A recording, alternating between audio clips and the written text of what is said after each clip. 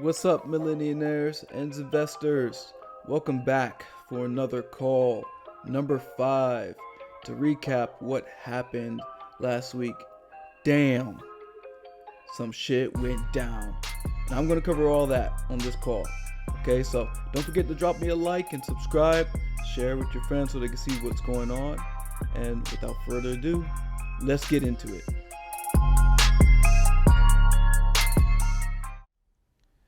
All right, so the GME short squeeze. So when the price, I believe on Wednesday, got up to about $500 at its peak, which um, at the time, the person who originally posted in the Wall Street Bets community, uh, his tag name was Deep Fucking Value. He originally got the idea from when Michael Burry posted back in 2019 that the stock was shorted 130%. At that time, he dropped 50 grand in it, and which ran up to about $40 million.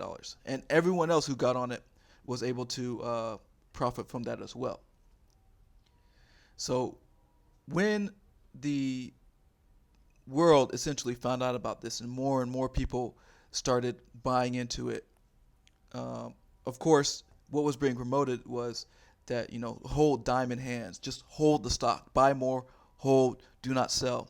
And as long as you hold that pressure, the financial institutions, the hedge funds, Melvin Capital, and Centron were going to have to buy at the higher price, and essentially shoveling out money in order to cover their positions, because they had shorted the stock so much that again, it was at 130% float. So they had to cover those positions, and since these these put options expired on Friday, every Friday they're going to have to essentially put millions, if not billions of dollars in order to cover that and buy it at a higher and higher price.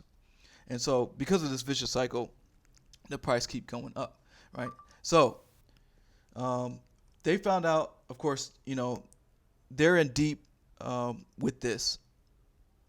So it doesn't really end at the mortgage. It doesn't end at the hedge funds, because essentially the hedge funds are not the ones that are really fully exposed to this. Yes, they are exposed, but they essentially are the sugar babies of the sugar daddy, which are the clearinghouses. Now, the clearinghouses actually have to move the money. When a transaction takes place, it takes about 2 days for that transaction to take place. When somebody makes a trade, a stock is traded for the money, right? And the clearinghouses are the ones that actually have to put up the money for that. All right. So when Melvin Capital and Centron had to essentially put up the money for this, they realized that if this kept going the way that it kept going, they were going to go bankrupt, right? And they were already on that route to go bankrupt. I believe even by Tuesday, before the world even found out about it, they're already down $2 billion, right? And so of course, if they go bankrupt, then Citadel, which is the clearinghouse over these guys, they were going to have to essentially cover that money.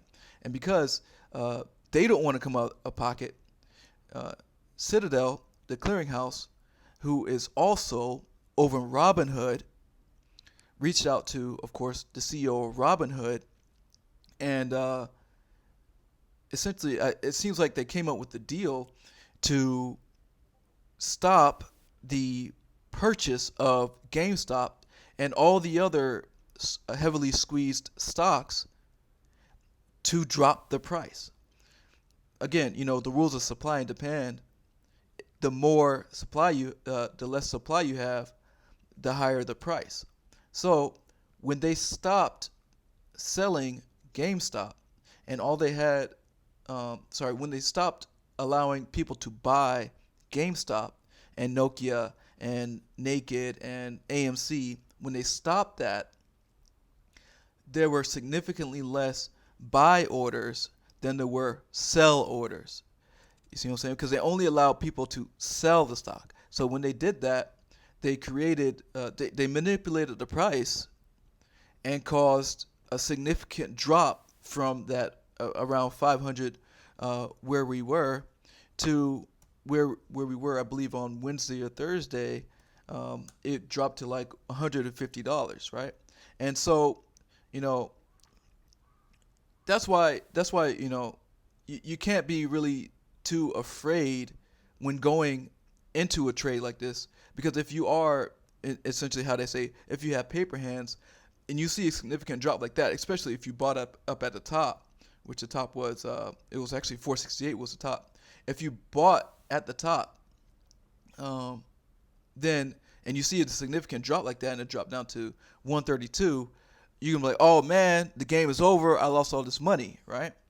So again, if you looked on the Reddit forum, they were saying just the opposite. They were not saying to sell. They were not saying that the game is over. Instead, there was more diamond hands. Hold to the end. We're on for a wild ride. You know, they're going to have to pay up for what they have done, what they're trying to do.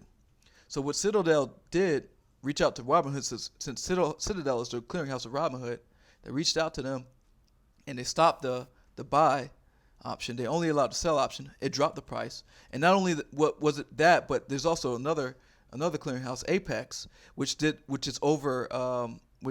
provides the funds for Webull and M1 Finance. Okay, so they did the same thing over there.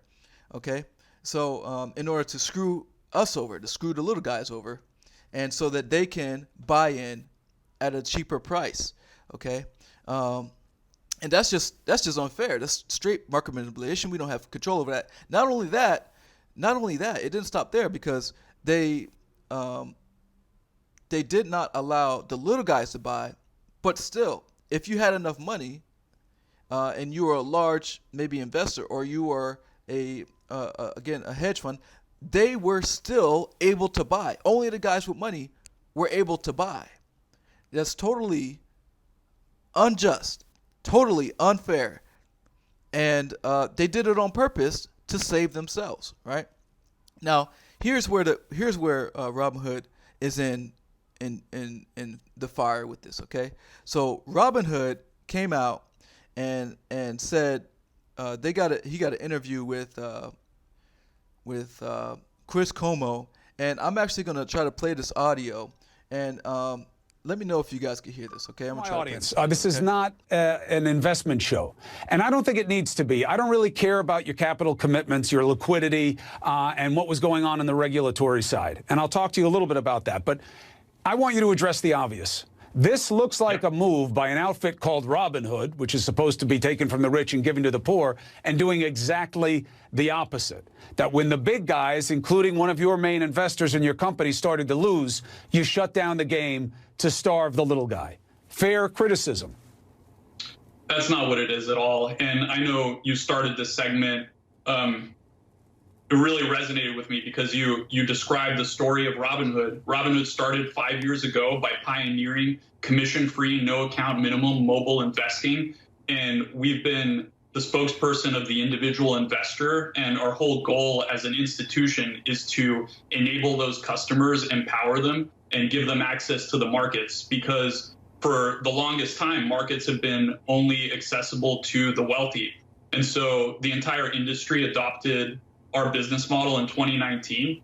And in 2020, we added millions of new customers. The entire industry added millions of new customers who took advantage of the market rally and became investors for the very first time. So, you know, we had to make a very difficult decision to protect our customers and our firm. Why? But we in no way why? Explain why you had to do it if it wasn't to protect the guys who had shorted the stocks, which are the big hedge funds. How are you helping the little guy investors? Well, I know that there's rumors around that, you know, we were directed by market makers or other market participants to do this. And I want to be 100% clear this decision was not made on the direction of any market maker or other market participants. So why'd you do it? Decision. Robinhood, as a brokerage, has lots of financial requirements, SEC requirements. We have to put up money at clearinghouses. The amount of money that we have to put up depends on market volatility, and we're in a historic situation where there's a lot of activity and a lot of buying concentrated in a relatively small number of symbols that are going viral on social media. So we haven't really seen anything like this before. And to prudently manage the risk and the deposit requirements, we had to restrict buying in these 13 stocks. But customers that held them could sell throughout. Thousands of other securities and stocks on our platform were available to freely trade. And our number one priority, as you mentioned, is to make sure our platform is reliable, stable for our customers. We're serving our customers and giving them the tools. But that's exactly what's a question now. We're doing everything in our power to turn it back on as soon as prudent. But that's the thing, is that the trust is in question, because it seems like the only people who are getting hurt were the big shots. And that if they were benefiting from this, your small investors now believe that you wouldn't have shut down the game. And just one thing without getting in the weeds here. You don't control the listing venue for GameStop. Now, I used to work in finance, so I know this stuff, but the audience doesn't need to. The New York Stock Exchange does. So if anybody was going to control the listing and shut it down, it should have been them, but it wasn't. It was you. And the reason that they do it is very limited. They do it because they think there's evidence of fraud, or they think that there needs to be a material disclosure by the company that hasn't been made. And that's done to protect the investor. You check none of those boxes here because you don't control the venue. You didn't know about any information that GameStop or any of these other stocks needed to put out. You don't have any reason to believe there's fraud that you've articulated. And you're certainly not protecting these people who've been living the dream of making money, especially at the expense of the big guys. So why should people believe you did this for the right reasons? Well, we have no choice. We have to comply with all financial requirements. And the SEC hasn't said you had to do this.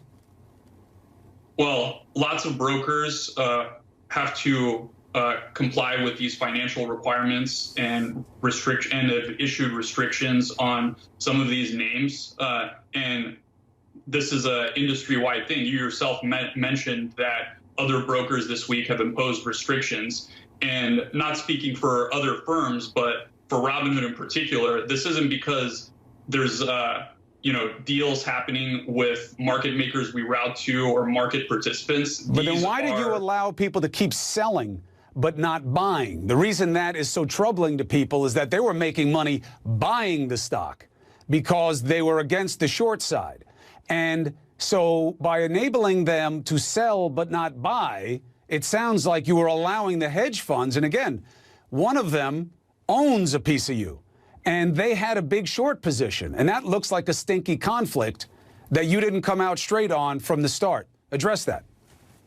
Well, none of that had anything to do with our decision to do this. Again, this was just looking at regulatory requirements, financial requirements, and we 100% will always protect our customers, where the entire business is operating to empower individual investors and has been since its founding. And that's what Robinhood is committed to continue to do. So we don't want to restrict buying in these 13 stocks. We're doing the best we can to re-enable it as long as it's operationally and prudent from a deposit standpoint. So for you, it's about how much money is in the mix and what you can cover yourself? Well, it's about us complying with the financial and clearinghouse deposits and regulations. Then you need, you know what you need? I'll give you some free advice. You need...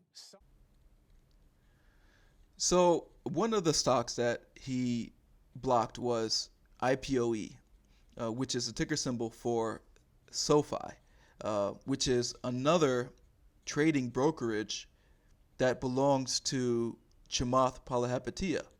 And those guys are new. They essentially had nothing to do with this. They weren't shorted like the other 12. They weren't even coming up in the Reddit page at all. So why did Robinhood block the trade of IPOE? And the reason why I believe that is because Chamath Palihapitiya came out on CNBC, and when CNBC was trying to not essentially back Citadel and Apex for what they did, but what the agenda that CNBC was trying to push was that this is extremely dangerous, which it is, but maybe even that Redditors are responsible for market manipulation, and this is not right, kind of that we're almost ganging up on the hedge funds. And to that I say fuck that. And Chamath Palihapitiya came on CNBC and did a live interview over the phone about how he truly felt the situation. How he felt was that we are being treated totally unfair. How Wall Street Bets is overlooked as a serious place to invest, right? There are actually a lot of smart people there, all right? The risk comes in where if you go over there, those are extremely risky bets, extremely risky. And if you would ask any financial advisor, they would not advise you to go over there and follow the trends, right? But and you can't soundly say that going over to Wall Street Bets is you're going to make money every time, because the truth is you're not. A lot of what has happened in the past is they end up being pump and dumps, and which means the price will run up, and then you gets all excited and you buy at the top, and then it dumps down and you lose all the money, right? So when those happen, 68% of the people that buy into them, statistically, they lose money, So they were looking at of the view as, okay, these guys are just pumping and dumping stocks, right? But in this case, in which they're shorting, they're blatantly saying, hold, because what was going on with Citadel and Melvin Capital, they were trying to dump the stock. They were trying to short and bankrupt essentially the companies that we grew up on. We grew up on Nokia. We grew up on GameStop. We grew up on Express. They were trying to dump those stocks and make them go bankrupt, And that's and people work there. People have their livelihoods there. Most of us worked in those stores when we couldn't get a fucking job after the hedge funds crashed the economy back in 2008. You see what I'm saying? So it's not a pump and up scheme in what's going on here. So CNBC was trying to play that route, and we completely saw through that. Chamath Palihapitiya came on and just told the truth. He told the truth on what these hedge funds are doing. He told the truth how we've been getting fucking screwed for as long as the stock market been around by the hedge funds, how they take our money, they make shitload of money on it, and they give us pennies on the dollar that they make with our money, the shit that they borrow from us. And then when they fuck up, they get bailouts, which is paid by taxpayer dollars, which is also us. That shit has got to stop. We cannot accept this bullshit anymore. And the birth of the internet has showed decentralization is the way. Power to the people is the way. I mean, when we first started this whole decentralization trend, when people started talking to each other, we came up with chat rooms, and then those evolved into like torrents, and people started sharing music. You remember that? The days with LimeWire and Kazaa and Napster started it. It just essentially is pouring over into finance now. You cannot have these guys with all this money keeping us down, and this is the reason why we have a tremendous wealth gap. They have money. These hedge funds, you have to have a minimum amount of money even to buy into a hedge fund, which is at least $1 million, and they use that money to short stocks and take from our retirement funds, from our tax dollars, to enrich themselves more and shut us out totally. We are taking our money back. That's what this statement is about. We are taking our money back. The millennials and Gen Z are here. We are here in the stock market, and we're taking our fucking stock market back. All right? And how we're going to make it decentralized? First, we're going to steal our money back. Put the money where we think it belongs, in the companies that are going to protect our futures, not the companies of yesterday that pay out dividends just by bankrupting smaller companies, gobbling them up, disintegrating those companies, and using the monies to pay us dividends just by eating up companies that were actually good companies. Instead of just eating up your competition and not innovating, we need to fucking innovate and move our future forward. And that's what's going on now. We are tired of being in last place. We are trying to truly put America where the fuck it should be. And it's going to have to start with finance. We're going to take this over again. We're going to take it from these old heads. We're going to take it from these boomers with all this fucking money that have been running it for decades and not innovating. It's our turn. It's our turn. We're going to take this money and decentralize it. And, your next question might be, well, where the hell are we going to find a decentralized market? We already have one. What do you think Bitcoin is? Bitcoin is based on the blockchain. And the blockchain is decentralized. The blockchain actually it tracks value without borrowing other people's shit and making money off it and giving it back to it. If you actually own something, you actually own it and it's yours. And that's the whole purpose of a blockchain. To get rid of derivatives. Derivatives are essentially, it's hard to explain on purpose, again, because if everybody could understand it, everybody be doing it, or this whole shit would get blown up. But derivatives are essentially, it's borrowed money on borrowed money on borrowed money. You're borrowing somebody else's borrow, which is borrowed from somebody else. It's insane. There's 10 times, and if you think of derivatives, right? There's 10 times more money in the world in derivatives than there's actually money in the world. It's a confusing ass concept. I understand. But this is the world that we live in as finance.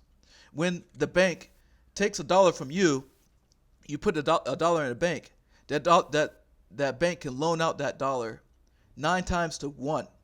They could literally create $9 out of your $1. Imagine I went on the street and tried to do that. Hey, I got this dollar. Give me your dollar, and I'm going to loan your dollar out to 9 other people. And those people pay me interest and that dollar back. That shit, I don't understand why that's not illegal. It used to be illegal before we created a central bank. They tried to stop that shit before the central bank was created, but that's a whole nother call on the history of fucking finance. But anyways, that shit should be illegal, and what that's going to do is hyperinflate our economy, and essentially we'll end up going off the dollar. But that's how that goes. Okay, so after the Robinhood CEO just totally embarrassed himself and showed whose side he's really on, all these people came out the wazoo in support of Wall Street bets. We're talking senators. AOC came out. On both sides of the aisle. Both sides of the aisle came out together to back up the little guys. Chamath, of course. Elon tweeted out, of course, a couple other big names um, to back and support the cause, you know, and because it was just totally unfair how they just did that. But even though they dropped the price about $300, people still holding. And the very next day when we were able to buy again, people bought in more because this is not over. We're not trying to take profits. We're trying to teach a fucking lesson. Do not fuck with our economy anymore. Okay? So, going into what kind of the important takeaway from this, and I'm about to do a video on it. The important takeaway from this is that Chamath Palihapitiya, which is the owner of SOFI, which is, you know, ticker symbol IPOE, which is one of those that they blocked, they are going to benefit heavily from this, because more than just an app, they are a company in which, again, is an app for finance. It can trade stocks just like Robinhood. It's easy to use just like Robinhood, but it can do a little bit more than Robinhood. The only reason people aren't on it because it's new. It just IPO'd last year, and it's owned by Chamath, and people are going to hightail it out of Robinhood over the next 2 years. Okay, I know it's going to take me a while to close my Robinhood positions because of margin, but people are going to start leaving Robinhood because we do not stand for that. That's the way capitalism works. You go to the best product, and right now Robinhood is not living up to that standard. Webull is a little intimidating. You go on Webull, it's like flying a F-35 jet because the user interface is not easy. But Webull is another option. At least the Webull CEO stood up. I know I've been in the stock market since 2014. Webull user interface is not easy to understand, so people are intimidated when they go there. M1 Finance has a really restrictive measures, right? You can't buy. It's still kind of hard to use because you have what's called a pie. So they take your money and they invest it based off a percentage, right? You don't have that control that you should have, like in order to do something like retirement hacking, which was on my last video.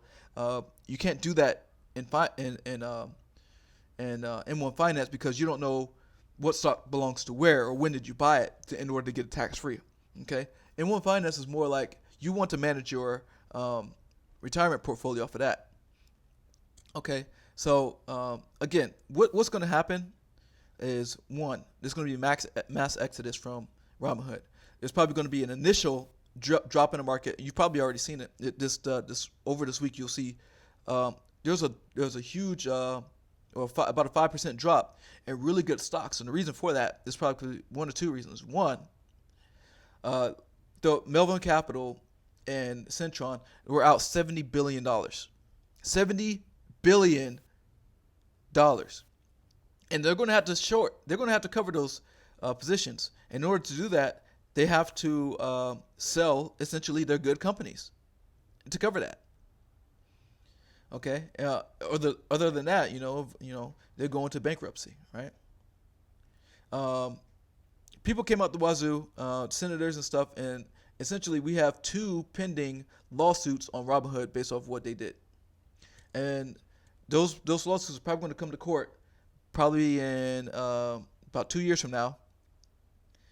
And I mean, it's going to be hard to prove. It's always hard to prove market manipulation. But what could happen is they could settle and end up paying X amount of dollars to the users that they screwed. But when they do that, if you'll see, there's been a lot of lawsuits against Apple for stuff like that. So what they can do is, if you accept the money from that lawsuit, you also agree to not use the platform. They could also do that, and so people will take that money and people will leave Robinhood. Also, people, again, with 100,000 1-star ratings in one day, what could also happen is that those people want to live Robinhood. All right.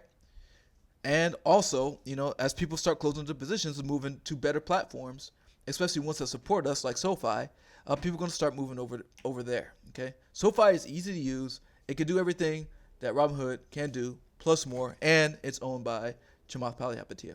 That's why I've been pushing IPOE so hard, because that is a good long-term buy. IPOE is the typical symbol for SOFI, and it's still under 25. It's still under $30. Get in that stock. That is my number. It actually surpassed Bitcoin. Okay, it actually surpassed Bitcoin as far as the return, because I'm predicting that it's going to, just by mathing it, I'm predicting the return to be over 500% this year alone, which will put IPOE at $159 by January 2022. 534% return, just by mathing it out, if it continues where it is now. And it's not going to continue where it is now, because it's going to be much higher based off of everything that just happened in the past week. Chamath Palihapitiya, every time he speaks on the internet, it gets posted on Facebook. And people, on YouTube. And people are going to see that. And people are like, man, this guy knows what the fuck he's talking about. And people are going to invest in him. And people are going to go to his app. Okay? 100% buy for me. IPOE. Just IPO'd. You have to get in there. You have to, if nothing else. Okay? So that's that for social capital. So Robinhood got those lawsuits against it, and the result would be moving over to another platform which is easy to use, and the best one for that would be SOFI. Okay, so that's the GME short squeeze. All right, and the max exodus for Robinhood Rexit. All right. So my best stock picks for February 2021. Okay, I'm gonna go through this list and show you guys my top 5. Okay, for my top 5, give me 1 second. Let me bring my stuff up. All right, starting at number 5, my top picks for February 2021. Okay, coming in number 5, still CRISPR. Looking at, I did a review of CRISPR last week, and number 5, if you buy in CRISPR, I'm looking at 194% return over the next year. That's 95% going to happen by January 2021. 194%. So if you invested $1,000, your predicted profit would be $2,944.97. Okay, the current price is $165. And where I'm looking at it to be by January 2022 is $487. So from $165 to $487, we're looking it's going to happen this next year.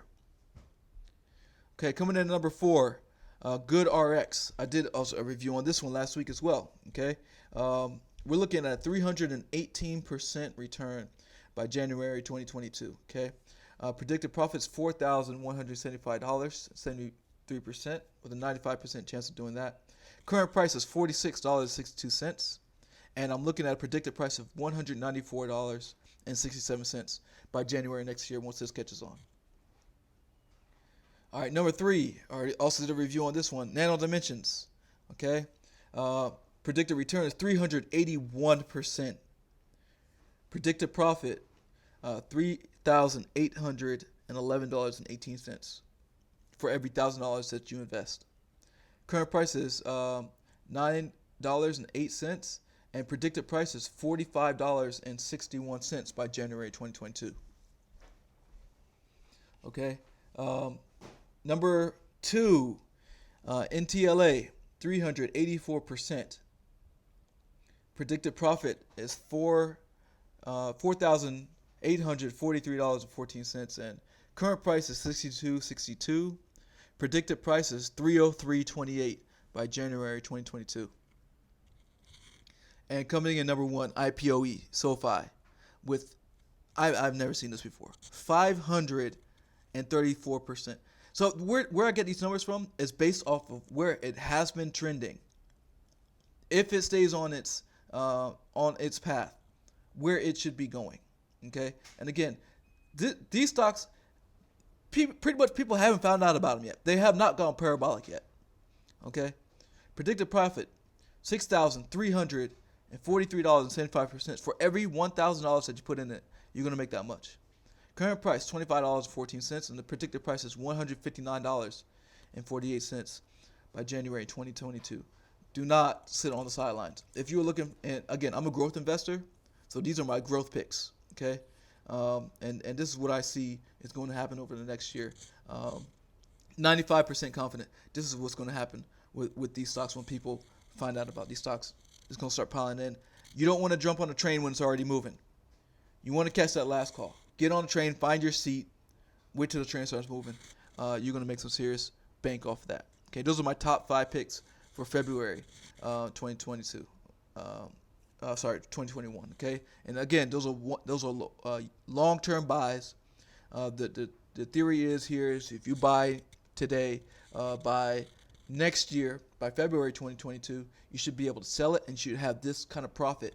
And if as long as you are within the tax bracket, you should be able to get that profit tax-free. Okay. Okay, guys. Last thing I'm going to cover today is about this Dogecoin. Okay. Now, I'm here to help you make a good, sound decision on whether you should buy Dogecoin or not. I know it seems exciting because when you look at Dogecoin is trading right now, as I'm making this recording, about 3 cents, right?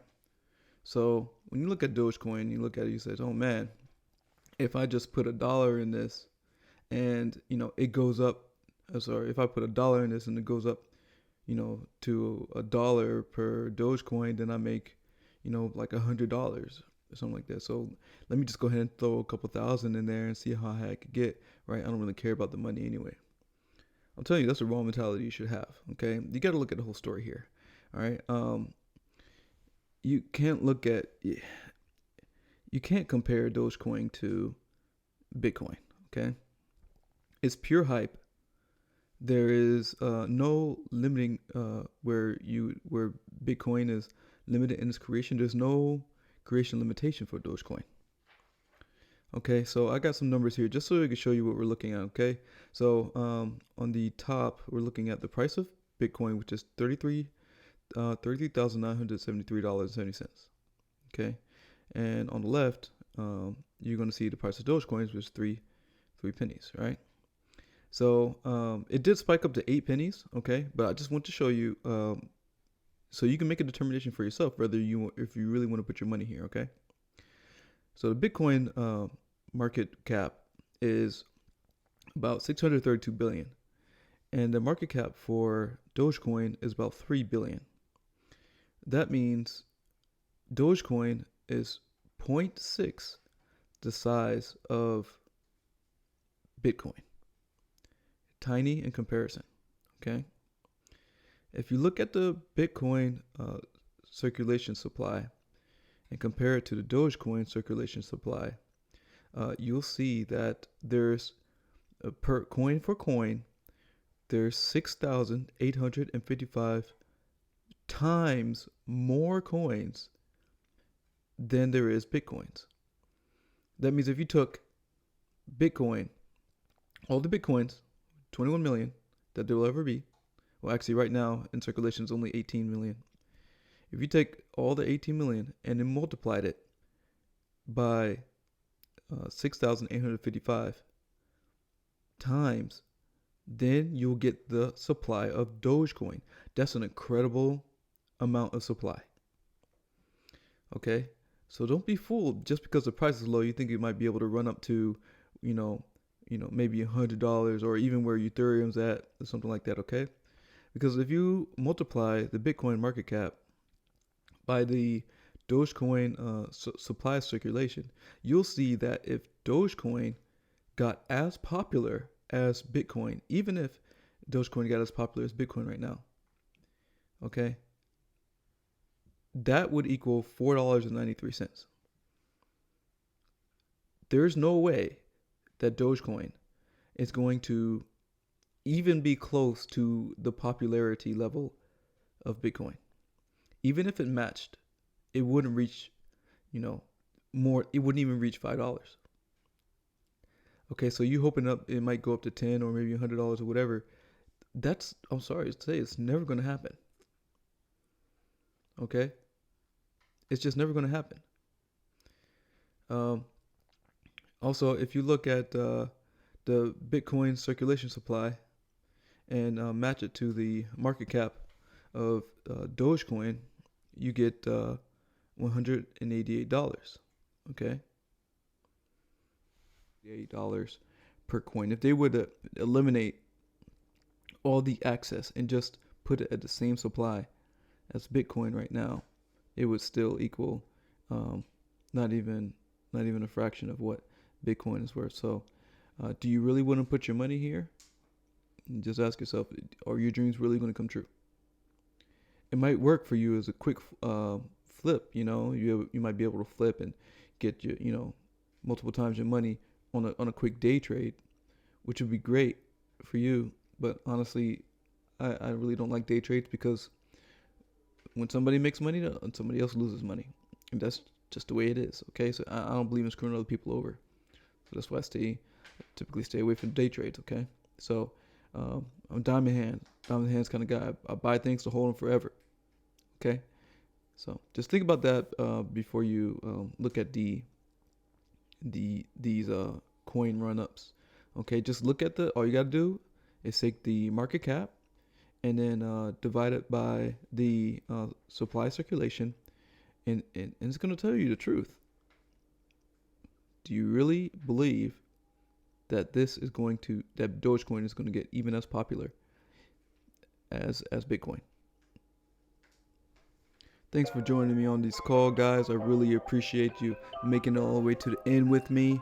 Don't forget to drop me a like and subscribe. Let people know what we're doing over here. It's financial advice that's going to save your life, put you in a different path to financial freedom. So do me a favor, just click that share button. Let people know what's going on over here, and drop a line in my Discord so you can catch these calls. Doing one every week at least. And